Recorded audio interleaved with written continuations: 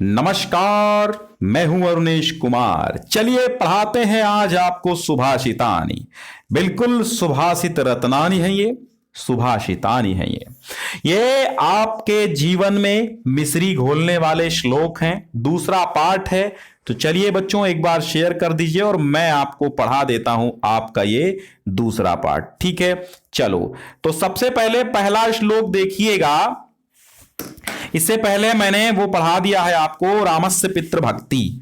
पहला श्लोक है, अन्यायोपार्जितं वित्तं 10 वर्षाणि तिष्ठति प्राप्ते च एकादशे वर्षे समूलं तद विनश्यति। कहने का मतलब यह है कि अन्यायो उपार्जितम अर्थात अन्याय धन उपार्जितम, अन्याय उपार्जितम यानी अन्याय से उपार्जित, उपार्जित मीन्स कमाया हुआ, अन्याय से कमाया हुआ वित्तम मीन्स होता है धन, अन्याय से कमाया हुआ धन 10 वर्षाणि 10 वर्षों तक तिष्ठति माने ठहरता है या स्थिर रहता है। अन्याय द्वारा कमाया गया या अन्याय द्वारा प्राप्त किया गया धन 10 वर्ष तक ही रहता है। 10 वर्षाणि तिष्ठति 10 वर्ष तक ही रहता है।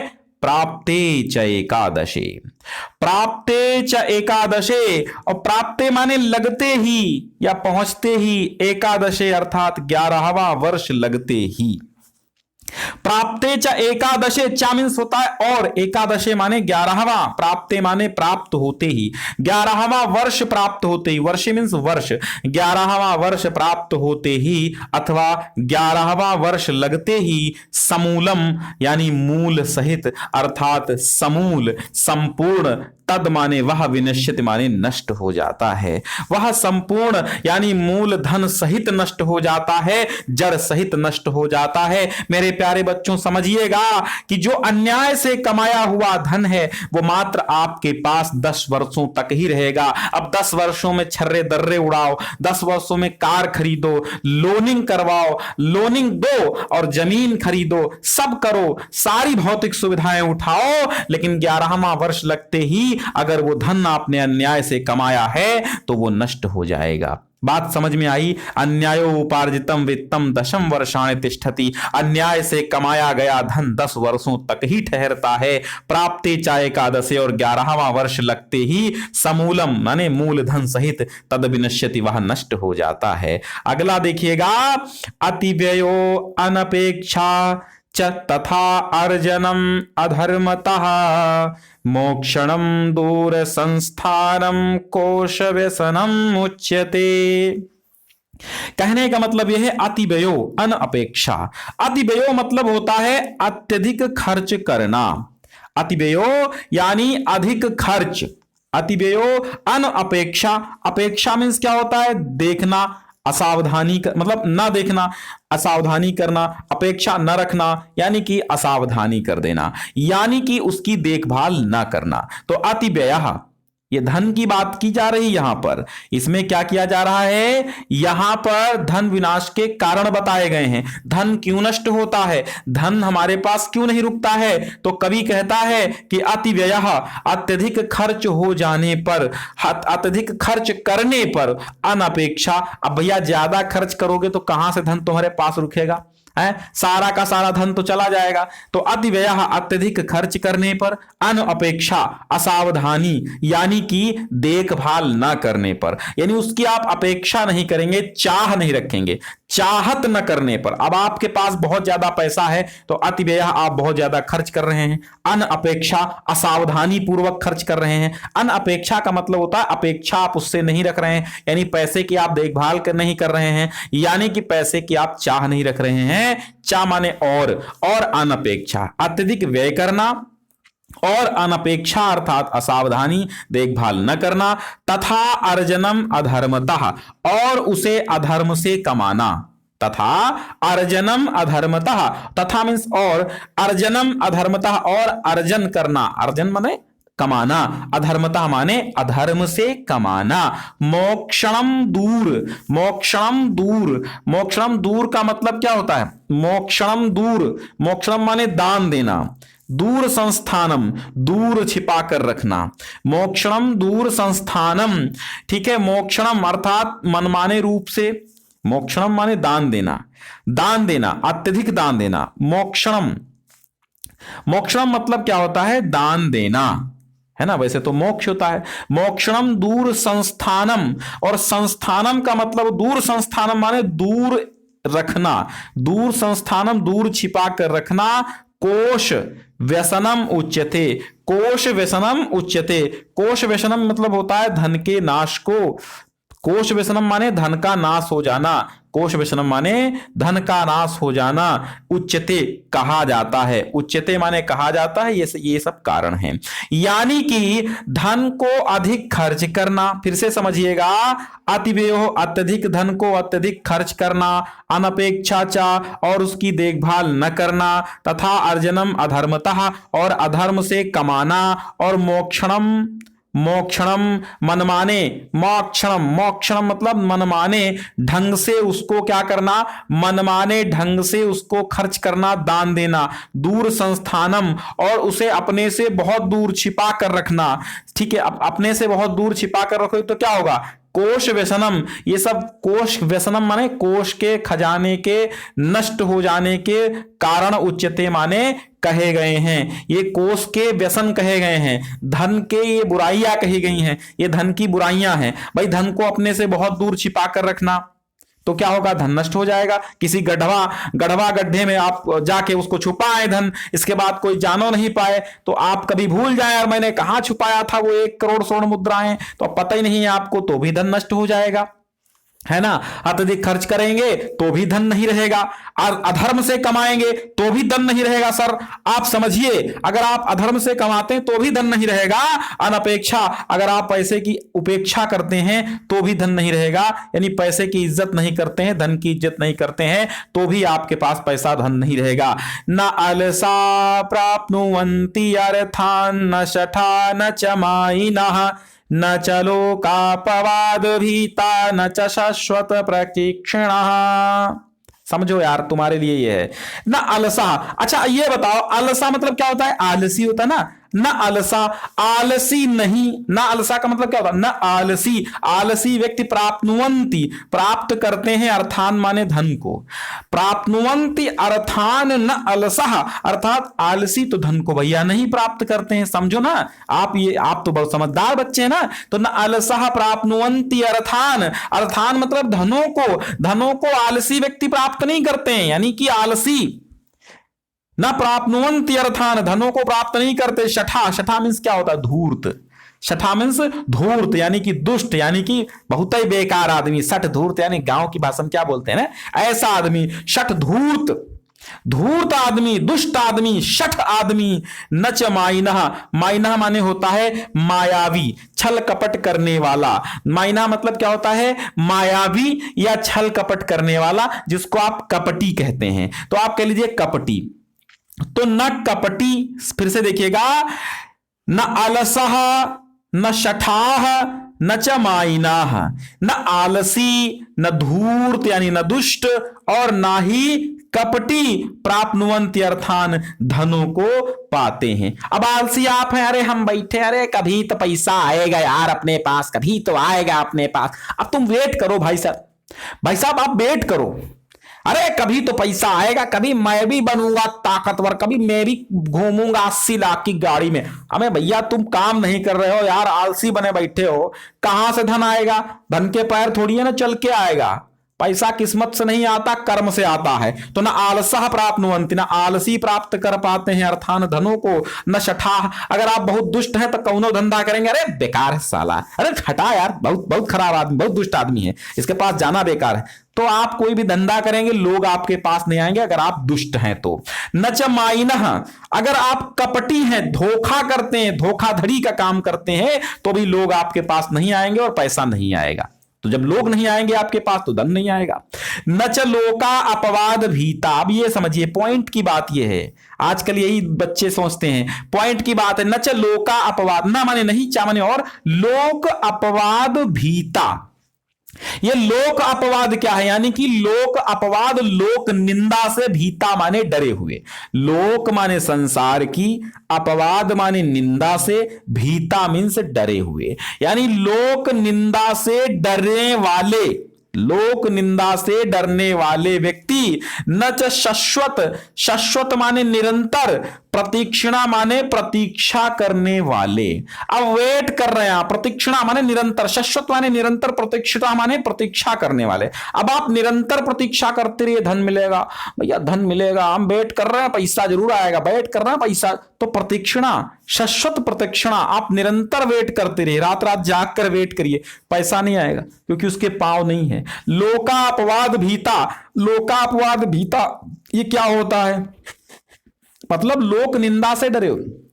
अरे यार मैं एक खोखा रख लूंगा, पान लगाऊंगा, लोग क्या कहेंगे?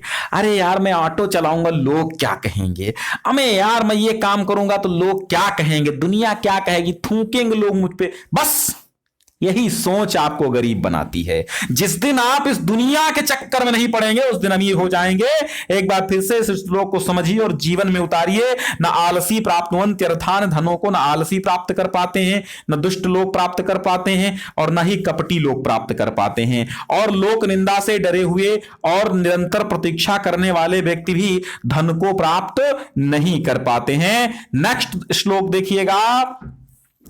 वरम दारिद्र्यम अन्याय प्रभवात विभवादिः, कृशता अभिमता देहे पीनता न तु शोभतः।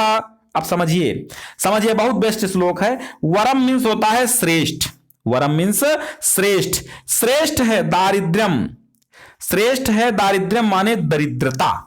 क्या कहते हैं? वरम दारिद्र्यम अन्यायात, अन्याय प्रभावात, यानी कि अन्याय से कमाए गए, अन्याय से उत्पन्न, अन्याय प्रभावात, प्रभावात मीन्स होता है उत्पन्न, अन्याय से उत्पन्न धन से दरिद्रता श्रेष्ठ है। इतने का मतलब यह है, समझिएगा क्या है। वरम मीन्स होता है श्रेष्ठ, दारिद्र्यम माने दरिद्रता, अन्याय प्रभावात माने अन्याय से उत्पन्न धन से दरिद्रता ही श्रेष्ठ है। अन्याय से उत्पन्न धन से क्या श्रेष्ठ है? दरिद्रता ही श्रेष्ठ है। विभवात इहि, विभवात इहि, विभवात मीन्स होता है विभव से, धन से, ठीक। इह माने इस संसार में। देखो यहां पे इसका विच्छेद करेंगे तो ऐसे निकल के आएगा विभवात और धन इहि, ठीक। तो विभवात मीन्स हो जाएगा विभव से यानी धन से, इह माने इस संसार में। अब यहां का मतलब समझिएगा कि अन्याय प्रभावात विभवात, अन्याय प्रभावात विभवात, अन्याय से कमाए गए, विभवात माने धन से, इह माने इस संसार में, वरम दारिद्र्यम दरिद्रता ही श्रेष्ठ है। क्योंकि कृशता अभिमता, कृशता अभिमता, कृशता माने क्षीणता, दुबलापन है। अपने शरीर की ओर देखिए, कृशता माने दुबलापन, अभिमता, अभिमता माने मनचाहा, अभीष्ट मनचाही, ठीक है। अभीष्ट मनचाही देहे माने शरीर में, पीनता माने मोटापा, न तु शोभता सूजन वाला, शोभता माने सूजन से। यानी कहने का मतलब यह है कि इस संसार में अन्याय के द्वारा कमाए गए धन की अपेक्षा निर्धनता ही श्रेष्ठ है। क्योंकि सूजन के कारण पैदा हुए मोटापे से तो शरीर में क्षीणता ही अच्छी है। समझ में आया? यानी कृशता अभिमता देहे, देहे माने शरीर में, अभिमता माने ठीक है, अच्छी है, कृशता माने कमजोरी यानी दुबला पतला शरीर, कृशता माने कमजोरी ही ठीक है, पीनता माने मोटापा, न तू शोभता, शोभता माने सूजन से आए पीनता, सूजन से शोभता से आई पीनता, अर्थात सूजन से आई हुई मोटापा, सूजन से आए हुए मोटापे से अच्छा है कि शरीर दुर्बल रहे, वो ठीक है। समझ में आया? अब आपको समझ में आ गया होगा। भाई देखो, आपके शरीर में मोटापा ना आए, सूजन आ जाए, आप मोटे हो जाए, तो क्या मतलब है शरीर से? है कोई मतलब? उसी प्रकार अगर आप दरिद्र, अगर आप जो है अन्याय से कमा रहे हैं धन, तो वो बिल्कुल सूजन की तरह है, वो असली मोटापा नहीं है, वो सूजन है। तो आगे बढ़िए, वो 5वां श्लोक देखिए क्या कहता है। अर्थनाशम मनस्तापम गृहे दुश्चरितानि चा, अर्थनाशम मनस्तापम गृहे दुश्चरितानि चा, वंचनम चा अपमानम च मतिमान न प्रकाशयेत्, च मतिमान न प्रकाशयेत्। अर्थनाशम धन का नाशम, धन का नाशम अर्थनाशम, मनस्तापम मन का तापम, मनस्तापम मन का तापम, गृहे घर में दुश्चरित्रम। समझ में आया? अच्छा, फिर से समझाते हैं हम आपको कि अर्थनाशम, धन का नाश हो जाए, क्योंकि रही मन निज मन की व्यथा, मन ही राखो गोए, सुनिए ठिलई हैं लोग सब, बाटी न लई हैं कोई। तो कहने का मतलब यही है कि अर्थनाशम, धन का नाश हो जाना, धन के नष्ट हो जाने का, धन के नष्ट हो जाने को, मनस्तापम मन के ताप को, ग्रहे घर में दुश्चरितानि चा, और घर में होने वाले दुश्चरित्रों का, दुराचरणों को, दुश्चरितान माने दुराचरणों को, वंचनम माने ठगा जाना या धोखा खाने को, चा अपमानम चा, और अपमान को, मतिमान माने होता है बुद्धिमान लोग, मतिमान न प्रकाशये। देखो इसमें मतिमान में डबल ना है ना, तो एक मतिमान का ना है और एक ना अलग है, तो मतिमान न प्रकाशयेत, यानी कि बुद्धिमान लोग प्रकट नहीं करते हैं, प्रकट नहीं करना चाहिए बुद्धिमानों को। प्रकाशयेत है ना, विधिलिंग लकार है, तो चाहिए यानी अर्थनाश। अब ये बताओ, अगर आप किसी के सामने कहें भैया हमारे 100 रुपए गिर गए, हम क्या बताएं, वो हंसेगा अबे कैसे रखे थे यार जो गिर गए 100 रुपए। तो अर्थनाशम, धन का नाश हो जाना। मनस्तापम, यार मेरे को बहुत टेंशन है, मनस्तापम ये मन का ताप है, अरे यार मेरे को बहुत टेंशन है यार, क्या बताएं।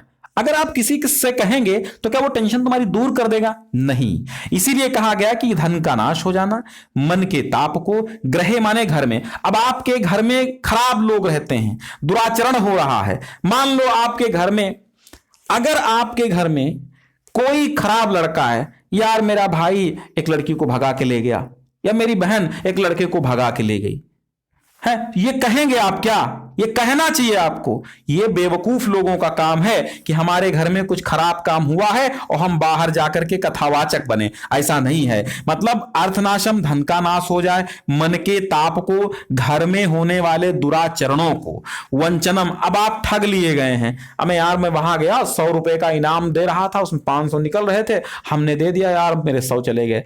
लोग हंसेंगे, अबे यार ये देखो कितना बुड़बक है, ये तो क्या मंद बुद्धि हो यार तुम, मतलब हंसेंगे लोग। तो वंचनम, अगर कोई किसी ने आपको धोखा दिया हो, वंचनम मतलब धोखा देना या ठगा जाना, अगर आप ठगे गए हैं या किसी ने धोखा दिया है, चा अपमानम चा, और आपकी बेइज्जती हो गई है, अपमान, और अगर आपका अपमान हो गया है तो मतिमान, अगर आप बुद्धिमान हैं तो प्रकाशित, आप प्रकट नहीं करेंगे। तो इसीलिए कहा गया कि घर में धन का नाश हो जाना, घर में दुराचरण होना, मन के ताप को, ठगे जाने को, धोखे खाने को, अपमान को, बुद्धिमान लोगों को प्रकट नहीं करना चाहिए दूसरों के सामने। ठीक है। अतिथि बालकः पत्नी जननी जनकः तथा पंचैते गृहिणा पोष्या इतरे च स्वशक्तितः। अब समझिए, ये लोग जो भिखारी को भीख बहुत देते हैं उनके लिए बात समझिए। अतिथि, अतिथि माने जानते हो आगंतुक, मेहमान, पाहुन, गेस्ट। अब समझ में आया। अतिथि बालकः, और बालक अपने बच्चों को, पत्नी और पत्नी को, जननी और माता को, जनकः और पिता को। यानी कहने का मतलब यह है कि अतिथि को, बालक को, पत्नी को, माता को, जनकः पिता को, तथा मैं और। समझ में आया। कहने का मतलब यह है, पंचैते माने ईद 5, ग्रहिणा माने गृहस्थ व्यक्ति को, पोष्या माने पोषित करना चाहिए, यानी पोषण करने योग्य हैं। ये 5 पोषण करने योग्य हैं। इतरे चा, और अन्य, स्वशक्तितः, अपनी शक्ति के अनुसार। यानी एक गृहस्थ मनुष्य को, फिर से समझिए, एक गृहस्थ मनुष्य को अतिथि, बालक, पत्नी, माता और पिता, पंचेते, इन पांचों का पोषण करना चाहिए, यानी 500 को भोजन खिलाना चाहिए। ग्रहिणः, एक गृहस्थ व्यक्ति को अतिथि, बालक, पत्नी, माता पिता, इन 5 को पोषण करना चाहिए, इन 5 का पोषण करना चाहिए। इतरे चा, और अन्य का स्वशक्तितः, अपनी सामर्थ्य के अनुसार। स्वशक्तिता माने अपनी शक्ति से या अपनी सामर्थ्य के अनुसार, अपनी क्षमता के अनुसार। अब मान लो आपकी मम्मी भूखी है, अब आप चले हैं दान करने, तो उसकी आत्मा क्या कहेगी? आपका बेटा भूखा है, अब आप 5 किलो चावल एक भिखारी को दान कर रहे हैं, कहेंगे कि आप पंडित जी को दान कर दीजिए, और ये पुजारी जी आए इनको दान कर दीजिए, या ये भिखारी आया इसको दान कर दो, आज हम लोग नहीं खाएंगे। तो ये क्या उचित है? नहीं। जब अपना पेट भर गया हो तभी दूसरों को खिलाना है। ये नहीं कि आप अपना पेट काट करके दूसरों को खिला देंगे, दान में दे देंगे। दान देने की यहां पर बात की गई है कि यहां पर एक गृहस्थ जीवन से संबंधित व्यक्ति को बताया गया है कि सबसे पहले अतिथि का पालन करो, पोषण करो, फिर बालक का करो, पत्नी का करो, माता का करो, पिता का करो। अगर इसके बाद कुछ बचता है, इन 5 के पोषण के बाद, खिलाने के बाद कुछ बचता है, तो अन्य को अपनी शक्ति के अनुसार, सामर्थ्य के अनुसार भी भोजन करा देना चाहिए। ठीक, इससे पहले नहीं। अब आगे देखिए 7वां श्लोक क्या कह रहा है। न अत्यंतम सरलै भाव्यम गत्वा पश्य वनस्थलीम छिद्यन्ते सरला तत्र कुब्जा तिष्ठन्ति सर्वत्र। समझो, उस मीठे गन्ने को देखो, कोल्हू में पेरा जाता है। समझ में आया कि अत्यंतम सरलम न भाव्यम गत्वा पश्य वनस्थलीम, अत्यधिक सरल मत बनो, जाओ किसी जंगल में देखो, जहां पर सरल काटे जाते हैं और टेढ़े लगे रहते हैं। समझने इस बात का है कि ना अत्यंतम, ना माने नहीं, अत्यंतम माने अत्यधिक, सरल ही माने सरल, भाव्यम माने होना चाहिए। अत्यधिक सरल नहीं होना चाहिए। सरल बनो, मधुरभाषी बनो, लेकिन इतने भी सरल मत बनो कि लोग तुम्हें खा जाएं। समझ में आया? यानी कहने का मतलब यह है मेरे बचवा कि ना अत्यंतम सरलम भाव्यम, ना माने नहीं अत्यंतम माने अत्यधिक, सरल ही माने सरल, भाव्यम माने होना चाहिए। गत्वा, जाकर के, गत्वा मीन्स गम धातु कत्वा प्रत्यय, तो गत्वा मीन्स जाकर के, पश्य माने देखो, वनस्थली माने जंगल में, किसी जंगल को जाकर के देखो।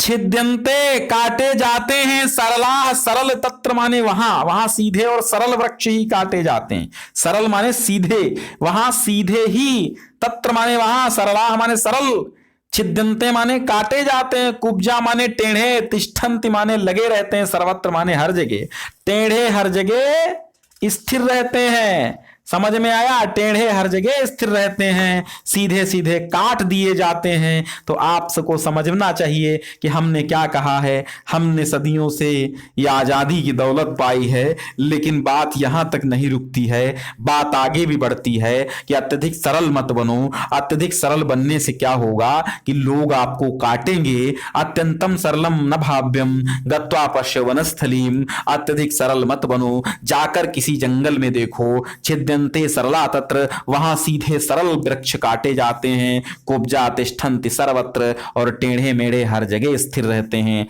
तिष्ठन्ति माने ठहरे रहते हैं, बचे रहते हैं, लगे रहते हैं। अब अच्छा देखो, ये बड़ा मस्त श्लोक है आठवां वाला। आठवां मजा आ जाए, मजा आ रहा है तो बिल्कुल श्लोक के पैसे वापस, हालांकि पैसे आपने दिए नहीं है ना, तो मुझे लेना है। मौनम काल विलंबश्च प्रयाणम भूमि दर्शनम भ्रिकुट्यान्मुखी वार्ता नकारा षड्विधा स्मृतः। समझ में आया? अच्छा, आपके यहाँ कोई किताब मांगने आपसे आए, चलो आप किसान है तो आपके यहाँ कुदाल मांगने आएगा। मान लो आपके अगर कुदाल नहीं मांगने आया तो मान लो आपकी कोई बुक, कोई कॉपी मांगने आया है, कोई पेन मांगने आया है। मान लो फॉर सपोज दैट कि अगर आपके यहाँ कोई मांगने आया है किताब, और अगर आपको देना नहीं है, अब बताओ देना नहीं है तो क्या करेंगे आप? ये जुगाड़ हम बता रहे हैं 8वें श्लोक में कि अगर आपको देना नहीं होगा उसको किताब या कोई सामान देना नहीं है किसी को, और वो मांगने आया है। हालांकि कबीर दास जी ने ये कहा है कि कबीरा वे नर मर गए जो कहूं मांगन जाए, और उनसे पहले वो मरे जो मांगत कही देना है। तो ये भी एक बात है ना? तो ये भी एक बात समझिएगा। तो कहने का मतलब ये है कि अगर आपको नहीं देना है किसी को आइटम, तो जुगाड़ 8वें श्लोक में मौनम काल विलंबः च प्रयाणम भूमि दर्शनम। अच्छा, कहने का मतलब क्या है कि अगर आपको क्या करना है, अगर आपको मना करना है, तो किसी चीज को मना करना, तो आप क्या करेंगे? मौनम। मौनम मतलब चुप रहना। काल विलंबः चा, और समय में देरी करना। काल विलंबः चा, समय में देरी करना, यानी समय से देरी करना। जो चीज 1 मिनट में देना है 5 मिनट खड़े रहो वहां पे। तो मौनम, मौन साध लेना यानी चुप रहना। मान लो उसने कहा भाई साहब किताब दे दीजिए, अब आप साइलेंट, आन कान कर रहे हैं, तो मौनम, मौन साध लेना। काल विलंबश मतलब समय से देरी करना। प्रयाणम, वहां से चले जाना। भाई प्रयाणम, वहां से चले जाना ही ठीक है। अगर चीजें आपको नहीं देनी तो आप चले जाओ किराना स्टोर में, बिस्किट लेने जा रहा हूं, बात ही ना करो उससे, चुप रहो, बिस्किट लेने जा रहा हूं। तो मौनम, मौन चुप रहना। काल विलंबः च, और देरी करना समय में। प्रयाणम, वहां से चले जाना। प्रयाणम मीन्स क्या? वहां से चले जाना, यानी अन्य स्थान पे चले जाना। भूमि दर्शनम, जमीन की तरफ देखने लगना, टकटकी लगा के। अब उसकी तरफ मत देखो भाई, उसकी तरफ निगाहें मिली कि वो सामान देना पड़ेगा। हाँ, तो मौनम काल विलंबश्च प्रयाणम भूमि दर्शनम, कि मौन धारण करो, काल विलंबः च, और समय में देरी करो। प्रयाणम, वहां से दूसरे स्थान पे चले जाओ। भूमि दर्शनम, जमीन को टकाटक देखते रहो, उसकी तरफ मत देखो। भ्रिकुट्यन्यमुखी, भ्रिकुट्यन्यमुखी का मतलब क्या होता है? भ्रिकुटी माने भौहें तिरछी कर लेना। अन्यमुखी वार्ता, भ्रिकुट्य माने भौहें तिरछी कर लेना। अन्यमुखी वार्ता, दूसरी तरफ मुंह करके बात करना। नकारह, अब नकारह क्या है? नकारह क्या है? मना करना। नकारह माने मना करना, या तो सीधा सीधा नकार दो, भैया नहीं है हमारे पास। षड्विधा, 6 प्रकार स्मृतः कहे गए हैं। षड्विधा स्मृतः, 6 प्रकार कहे गए हैं मना करने के। नकारा षड्विधा स्मृतः, नकारा माने मना करने के, षड्विधा स्मृता 6 प्रकार कहे गए हैं। एक बार फिर से समझिए, आपके जीवन में काम आने वाला श्लोक है। मौनम, चुप रहना। काल विलंबः च, काल में समय में देरी करना। प्रयाणम, वहां से दूसरे स्थान पे चले जाना। एक ये हो गया, एक मौनम हो गया। भूमि दर्शनम, जमीन को देखते रहना। भ्रिकुटी, भौहें टेढ़ी कर लेना। आ गए लेने, ऐसे आ गए लेने। भ्रुकुट अन्य मुखी वार्ता, दूसरी तरफ मुंह करके वार्ता करना।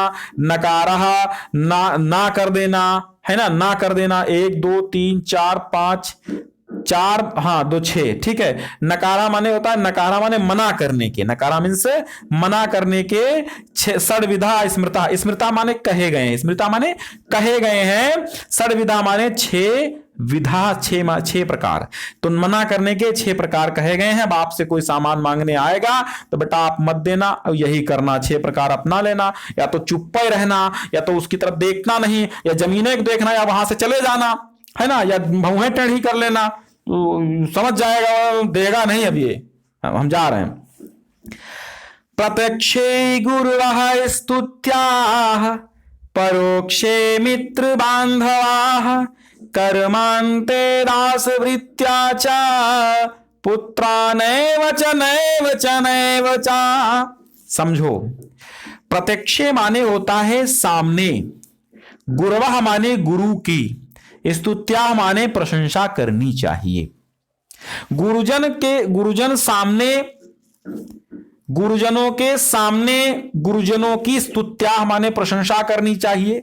परोक्ष मीन्स होता है पीठ पीछे, मित्र बांधवा, मित्र और भाइयों की पीठ पीछे प्रशंसा करनी चाहिए।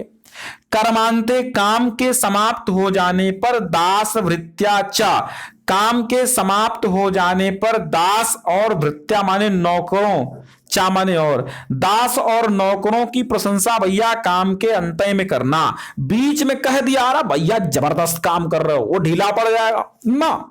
पुत्र और पुत्र की प्रशंसा नैव नैव नैव नैव नहीं नहीं नहीं नहीं करनी चाहिए। बात समझ में आई? अरे अपने बेटवा की जो प्रशंसा की है ना, तारीफ झोंके, हमारा लड़का A ग्रेड का है, टॉप करेगा कॉलेज में। अबे समझिए, टॉप नहीं करेगा, वो टॉप नहीं करेगा। हाँ ये समझिए, वो क्या करेगा, टॉप नहीं करेगा।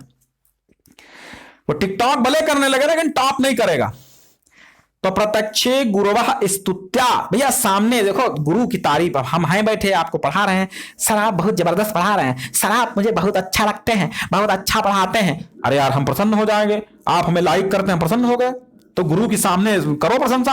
अब पीठ पीछे आप प्रशंसा गुरु की करेंगे ना, तो गुरु से कोई बताने जाएगा सर आपको प्रशंसा वो कर रहे थे, तो कोई मतलब नहीं रहेगा ना। तो सबसे पहले क्या करना है आपको, प्रत्यक्षे गुरुवः स्तुत्या, सामने गुरु की प्रशंसा करनी चाहिए।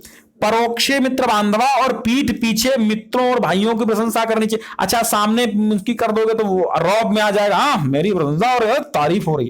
कर्मांते, काम समाप्त हो जाए तभी नौकरों और सेवकों की प्रशंसा करना, उनकी प्रशंसा तारीफ तभी करना जब काम समाप्त हो जाए। नहीं तो तुम्हारी कोठरी पाट रहे हैं तो कोठरी वो कोठरी जो है वो पटेगी नहीं, समझ लेना। अगर आपका छप्पर बना रहे तो छप्पर वो बनेगा नहीं, क्योंकि वो कर्मांते में काम के अंत में दास भृत्याचार, नौकरों और सेवकों, दास मीन सेवक और भृत्या माने नौकर और सेवकों की प्रशंसा क्या करना चाहिए काम के अंत में। लेकिन पुत्रा नैवचा नैवचा नैवचा, और पुत्र की नहीं करनी चाहिए, नहीं करनी चाहिए। पुत्र की प्रशंसा कभी नहीं करनी चाहिए। नैवचा नैवचा, नहीं नहीं, ना एव न ही नहीं, ठीक है, ना ही नहीं करनी चाहिए। समझ में आया? भाई साहब 10वां श्लोक भी जानदार है, जानदार है, शानदार है। समझिए, क्षणे रुष्टा क्षणे तुष्टा, क्षणे तुष्टा क्षणे रुष्टा, तुष्टा रुष्टा क्षणे क्षणे, अव्यवस्थित चित्तानां प्रसादो अपि भयंकरः।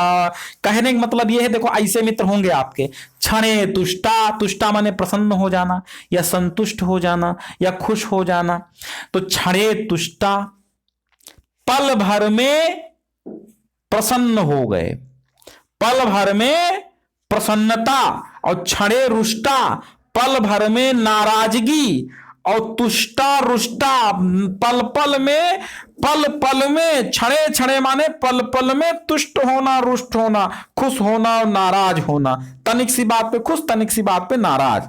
अव्यवस्थित चित्तानाम, अव्यवस्थित चित्त वाले व्यक्तियों की प्रसादो अपि प्रसन्नता भी भयंकरः भयंकर होती है। समझ में आया? अव्यवस्थित चित्ता नाम माने हृदय वाले, अव्यवस्थित हृदय वाले व्यक्तियों की प्रसादो अपि प्रसन्नता भी भयंकरः भयंकर होती है। क्योंकि क्षणे तुष्टा, अब पल पल में नाराज हो रहे हैं, पल पल में खुश हो रहे हैं। तो ऐसे पल पल में खुश होने वाले, नाराज होने वाले, ये ऐसे व्यक्ति कैसे होते हैं? अव्यवस्थित चित्त वाले होते हैं। तो ऐसे अव्यवस्थित चित्ता नाम, ऐसे अव्यवस्थित चित्त वाले व्यक्तियों की प्रसादो प्रसन्नता भी भयंकरा भयंकर होती है। ये मत समझ लेना कि भैया खुश हैं तो ये खुश हैं।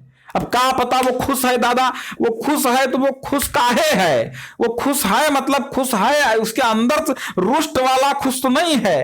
तो वही बात है, उसका चित्त अव्यवस्थित जिसका न हो, ऐसे व्यक्तियों की प्रसन्नता भी भयंकर होती है। ऐसे व्यक्तियों से संभल के रहना भैया, वरना पता नहीं कब क्या वो ठूंस दे तुम्हारे अंदर। षड्दोषा पुरुषेणेह हातव्या भूतिमिच्छता निद्रा तंद्रा भयम क्रोधम आलस्यम दीर्घ सूत्रता। अच्छा, ये 6 दोष बताए गए, समझिए। ये जो 11वां श्लोक हम बता रहे हैं आपको, इसमें 6 दोष हैं। और ये 6 दोष क्या करना चाहिए?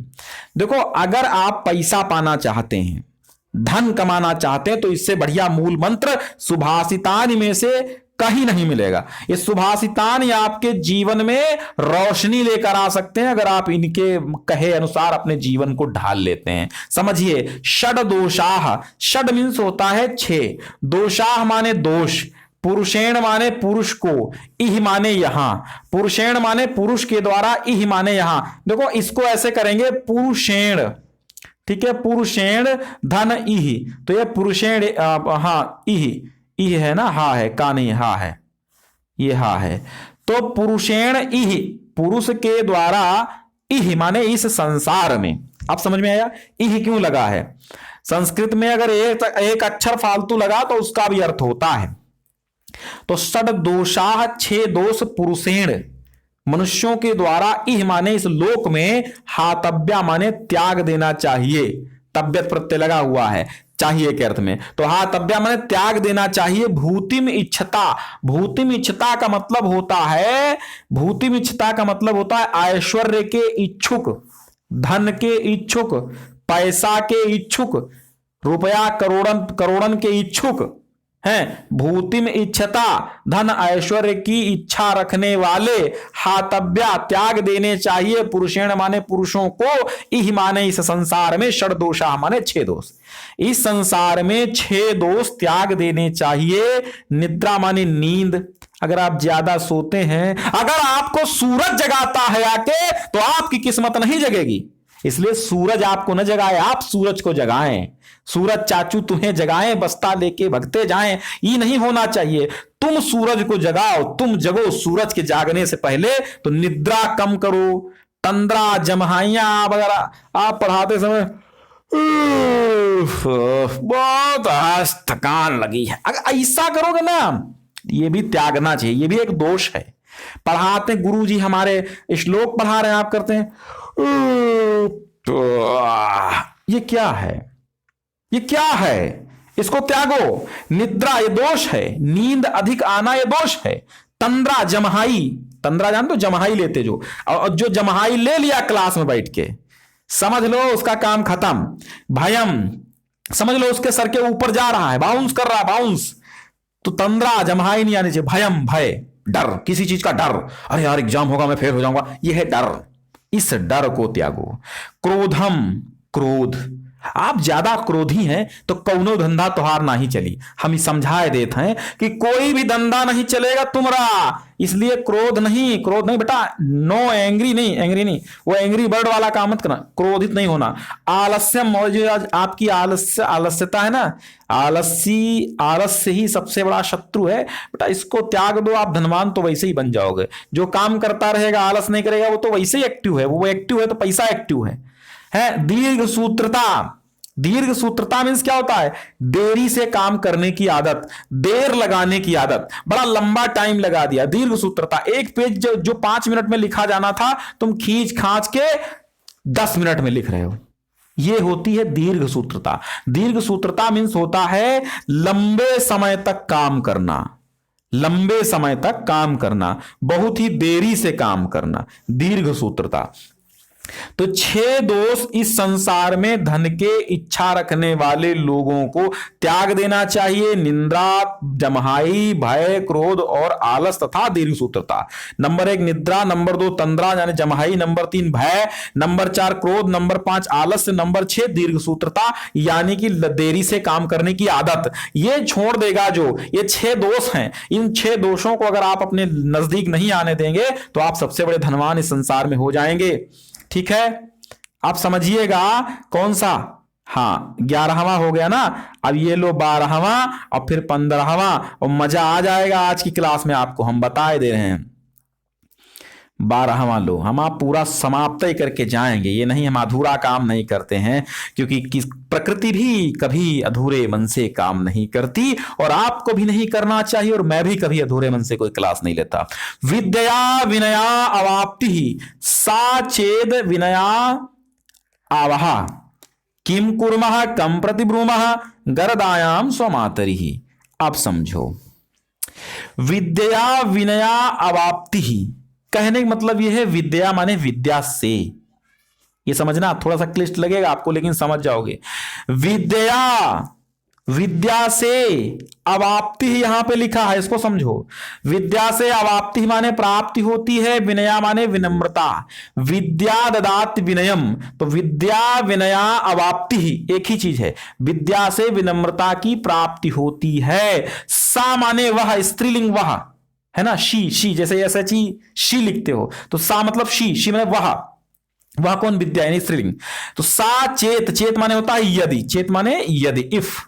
ठीक है, तो विद्या विनया अवाप्ति, विद्या के द्वारा विनम्रता की प्राप्ति होती है। सा माने यदि, वही, सा माने वह, सा माने वह, यदि वह, चेत माने यदि, विनया अविनया। यहां देखो, चेत में चेत ऐसे लिखा जाता, चेत में आधा ता, और जब इसमें आ लग जाएगा तो चेत का दा बन जाएगा पूरा, है ना, तो ये दा बन गया है। तो देखिए, चेत अविनया, अविनया है ना, अविनया है, तो विद्या वैसे विनम्रता देती है, लेकिन यदि वह अविनम्रता, आवहा माने प्राप्ति, मतलब अविनम्रता प्राप्त कराने वाली यानी उद्धता प्रदान करने वाली हो, अगर वही विद्या उद्धता प्रदान करने वाली हो, यानी उद्दंडता तुमको दे, विनम्रता न दे। सा माने वह, चेत माने यदि, अविनया आवहा, अगर वो अभिनय प्राप्त कराने वाली हो तो किम कुर्मः, तो किम कुर्मः, किम कुर्मः माने क्या करें। कम प्रति ब्रूमः, कम माने किसके प्रति, माने प्रति किस या की ओर, ब्रूमः माने कहें, किससे कहें और क्या करें। गर्दायाम स्वमातरी, गर्दायाम माने होता है विष देने वाली, स्वमातरी माने अपनी माता के समान। विष देने वाली अगर माता ही विष दे दे अपने पुत्र को तो किससे कहोगे, मैया मोरी मोहिका विष दई दीन्हा, कहोगे क्या? अगर कहोगे तो माता की बेइज्जती होगी। माता को लोग गिरी निगाह से देखेंगे तो माता पद की इज्जत खड्डे घटेगी। तो यहां पर यही कहा गया है कि अगर एक विद्या जो विनम्रता देती है, विद्या जिससे विनम्रता प्राप्त होती है, सा चेत अविनया आवहा, अगर वही विद्या अविनम्रता प्राप्त कराने वाली हो जाए तो किम कुर्मः कम प्रतिब्रूमः, तो क्या करें और किससे कहें। विष देने वाली अपनी माता के समान, क्या करें और किससे कहें। यदि माता ही विष देने वाली हो तो क्या करें और किससे कहें, बताइए। सर्वे यत्र विनेतारः सर्वे पंडितमानिनः सर्वे महत्वम इच्छन्ति तद वृंदम अवसीदति। अब समझो, देश के प्रति विचार करो और समझो भारत देश की हालत नेताओं ने कैसी कर दी है। तो आप फिर से समझिएगा, यहां इस श्लोक में पूरा का पूरा सारांश और सत्य दिया हुआ है। ये संस्कृत की सुभाषितानी है और ये सुभाषितानी हमें जीवन पर चलने की राह बताते हैं। एक सुभाषितानी गाए, जीवन का राग सुनाए, हम सब जीने वालों को जीने की राह बताए। ये सुभाषितान की महिमा है। सर्वे यत्र विनेतारः, अब समझिएगा कि सर्वे यत्र विनेतारः, सर्वे यत्र विनेतारः, विनेतारः माने नेता, नायक, पंडित, सभी नेता बने हुए हैं। सर्वे यत्र, सर्वे माने सभी, यत्र माने जहां, विनेतारः माने नेता हैं, सबके अंदर नेतागिरी है, सभी नेता हैं। ये सर्वे यत्र विनेतारः, जहां पर सभी नेता हैं, सर्वे पंडित मानिना, और जहां पर सभी विद्वान घमंडी हैं। मानिना माने घमंड करने वाले, मान करने वाले और स्वयं को मानने वाले। ठीक, सर्वे पंडित मानिना, मानिना माने मानने वाले हों, यानी स्वयं को सभी पंडित मानने वाले हो, सभी विद्वान मानने वाले हो, घमंड करने वाले हो। सर्वे यत्र विनेतारः, सभी जहां पर नेता हूं, सभी जहां पर सभी अपने आप को नेता मानने वाले हो। सर्वे पंडित मानिना, हो सभी अपने आप को पंडित यानी विद्वान मानने वाले हो। सर्वे महत्वम इच्छन्ति, और सभी महत्व को चाहने वाले हों। सर्वे महत्वम इच्छन्ति, सभी महत्व चाहने वाले हों। महत्वम इच्छन्ति माने अपने आप को महत्व, सर्वे महत्वम इच्छन्ति, जहां पर सभी महत्व की इच्छा करते हों, अपने सम्मान की इच्छा करते हों। तद माने वह, वृंदम माने समूह, अवसीदति माने नष्ट हो जाता है, समाप्त हो जाता है, यानी वो सफल नहीं होता। अवसीदति माने होता दुखी होता है, सफल नहीं होता है, नष्ट हो जाता है, समाप्त हो जाता है, उसका अवसान हो जाता है, वो दुखी होता है, वो खराब हो जाता है, समूह नष्ट हो जाता है, वो समूह समाप्त हो जाता है। यानी सर्वे यत्र नेता विनेतारः, सर्वे पंडित मानिनः, सभी जहां पर अपने आप को नेता समझते हैं, अपने आप को पंडित समझते हैं, सभी जहां पर महत्व की इच्छा रखते हैं, वह वृंद, वो समूह, अवसीदति हमेशा, सदैव के लिए और हमेशा और सदैव ही समाप्त हो जाता है, बहुत ही शीघ्र ही नष्ट हो जाता है। अब समझिएगा, संपूर्ण कुंभो न करोति शब्दम, अर्धो घटो घोषमुपैति नूनम। बहुत अच्छा है श्लोक, मतलब ये हमारी जबान पे रटा, मजा आ जाता है यार। संपूर्ण कुंभो न करोति शब्दम, अर्धो घटो घोषमुपैति नूनम, विद्वान कुलीनो न करोति गर्वम, जल्पन्ति मूढ़ास्तु गुणै विहीनः, जल्पन्ति मूढ़ास्तु गुणै विहीना। समझो, संपूर्ण कुंभो, संपूर्ण कुंभ मीन्स होता है घड़ा। संपूर्ण घड़ा कभी भी आवाज नहीं करता है। समझो, जो घड़ा पूरा भरा होगा, अधजल गगरी छलकत जाए वाली बात समझिएगा। संपूर्ण कुंभो न करोति शब्दम, शब्दम माने आवाज, ना माने नहीं, करोति माने करता है। संपूर्ण पूरा भरा हुआ घड़ा किसी भी प्रकार का कभी भी कोई भी शब्द नहीं करता है, आवाज नहीं करता है। घटो घोषम उपैति नूनम, नूनम मीन्स होता है निश्चय ही, नूनम मीन्स निश्चय ही, घोषम उपैति, घोषम उपैति माने शब्दों को धारण करता है, घोष को उपैति मीन्स धारण करता है। घटो माने घड़ा, शब्दम अर्धो, अर्धो मीन्स आधा घड़ा, घोषम उपैति नूनम निश्चय ही आवाज करता है। पूरा भरा हुआ घड़ा कभी भी कोई शब्द नहीं करता, और निश्चय ही आधा भरा घड़ा शब्द करता ही है। विद्वान कुलीनो, और जो विद्वान है तथा कुलीन है, न करोति गर्वम, जो विद्वान है और कुलीन है, यानी उच्च कुल में जन्मा जो विद्वान है, विद्वान कुलीनो न करोति गर्वम, जो ना माने नहीं, करोति माने करता है, गर्वम माने घमंड। लेकिन जो विद्वान उच्च कुलीन है वो कभी भी गर्व नहीं करता। कुलीन माने होता है उच्च कुल में पैदा हुआ। जलपंती, जलपंती मीन्स क्या होता है, डींगे मारते हैं। जलपंती माने डींगे मारते हैं, अतिशयोक्ति वर्णन करते हैं, बातें बढ़ा के कहते हैं। मूढ़ास्तु, गुणै विहीना, गुणै विहीना माने गुणों से विहीन, मूढ़ास्तु माने मूर्ख लोग। और जो मूर्ख होते हैं वो तो गुणों से विहीन होते हैं और वही जलपंथी, वही डींगे मारते रहते हैं, वही घमंड करते हैं थोड़े से ज्ञान के लिए। समझिएगा, दरिद्रता धीरतया विराजते, कुरूपता शीलतया विराजते, कुभोजनम च उष्णतया विराजते, कुवस्त्रता शुभ्रतया विराजते। अब समझो, आप गरीब हैं, टेंशन मत लो, क्योंकि टेंशन से गरीबी दूर नहीं होती बेटा। आप अमीर हैं, ज्यादा मत उछलो, क्योंकि वो आपका कमाया हुआ धन नहीं है। पिता की कमाई हुई संपत्ति पर तो कोई भी छर्रे दर्रे उड़ा सकता है, और अपनी कमाता है तो पता चलता है कि कितने कौड़ी का दही बिकता है।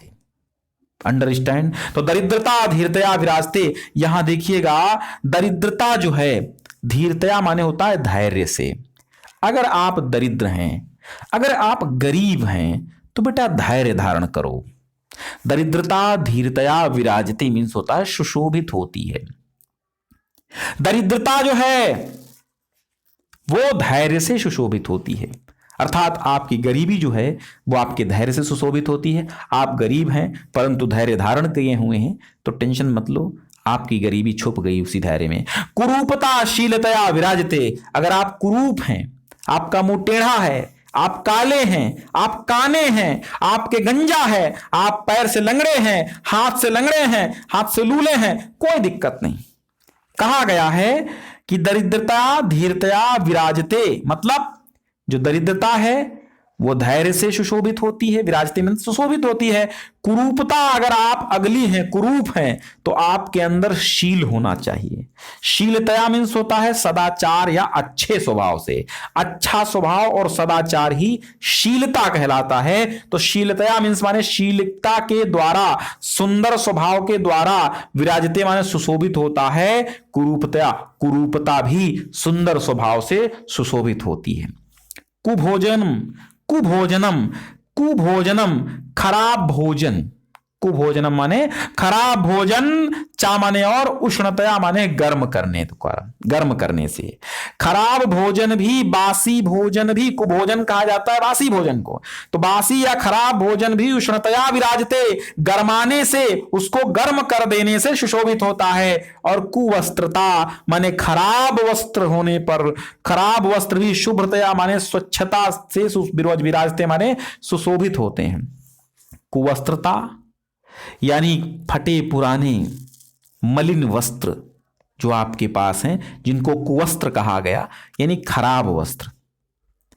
फटे पुराने गंदे वस्त्र जो हैं, शुभ्रतया विराजते, शुभ्रतया मीन्स होता है स्वच्छता से, विराजते माने सुशोभित होते हैं। आपका शर्ट फटा हुआ है लेकिन इस्त्री किया हुआ आराम से, अगर वो साफ है, स्वच्छ है, गंदा नहीं है, तो वो अच्छा लगेगा, सुशोभित होगा। इसलिए टेंशन नहीं लो, मस्त रहो, स्वस्थ रहो, आजाद रहो।